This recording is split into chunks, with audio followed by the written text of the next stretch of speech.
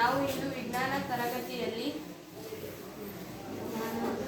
ದಾನ ಮತ್ತು ಜ್ವಾಲೆ ಎಂಬ ಪಾಠದಿಂದ ಬೆಂಕಿ ಆರಿಸುವ ಉಪಕರಣದ ಬಗ್ಗೆ ಮಾಹಿತಿಯನ್ನು ನೀಡುತ್ತಿದ್ದೇವೆ. ತಂಡದ ಹೆಸರು ಮೆಂಡಲ್, ತಂಡದ ನಾಯಕ ಅಮೃತ್ ಎಂ, ತಂಡದ ಸದಸ್ಯರು ಸತ್ಯ, ಅನುಶ್ರೀ MH.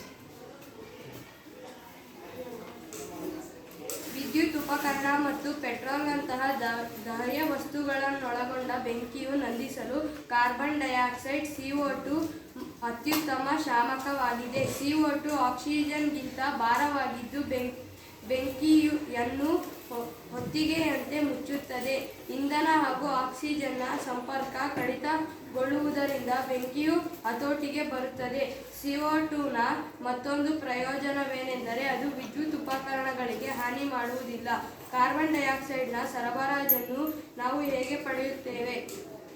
ಇದನ್ನು ಅಧಿಕ ಒತ್ತಡದಲ್ಲಿ ಸಿಲಿಂಡರ್ಗಳಲ್ಲಿ ದ್ರವ ರೂಪದಲ್ಲಿ ಸಂಗ್ರಹಿಸಬಹುದು.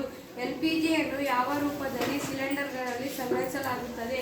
ಸಿಲಿಂಡರ್ನಲ್ಲಿ ಬಿಡುಗಡೆಯಾದ CO2 ಗಾತ್ರದಲ್ಲಿ ಬಹಳಷ್ಟು ಹಿಗ್ಗುತ್ತದೆ ಮತ್ತು ತಂಪಾಗುತ್ತದೆ.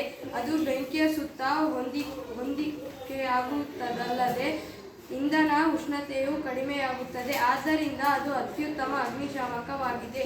CO2 ಪಡೆಯುವ ಮತ್ತೊಂದು ವಿಧಾನವೇನೆಂದರೆ ಸೋಡಿಯಂ ಬೈಕಾರ್ಬನೇಟ್, ಅಡುಗೆ ಸೋಡಾ ಅಥವಾ ಪೊಟ್ಯಾಷಿಯಂ ಬೈಕಾರ್ಬನೇಟ್ನಂತಹ ರಾಸಾಯನಿಕಗಳ ಶುಷ್ಕ ಪುಡಿಯನ್ನು ಹೆಚ್ಚಿಗೆ ಬಳಸುವುದು. ಬೆಂಕಿಯ ಹತ್ತಿರ ಈ ರಾಸಾಯನಿಕಗಳನ್ನು CO2 ಬಿಡುಗಡೆಗೊಳಿಸುತ್ತದೆ.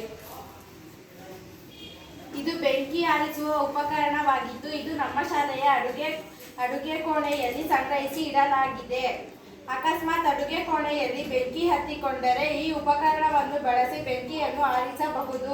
ಈ ಅಗ್ನಿಶಾಮಕ ಉಪಕರಣವು ಲಾಕ್ ಸಿಸ್ಟಮ್ ಅನ್ನು ಹೊಂದಿದ್ದು ಈ ಲಾಕ್ ಅನ್ನು ಓಪನ್ ಮಾಡಿದರೆ CO2 ಅನಿಲ ಬಿಡುಗಡೆಯಾಗಿ ವಾತಾವರಣಕ್ಕೆ ಬಂದು ಬೆಂಕಿಯನ್ನು ನಂದಿಸುತ್ತದೆ.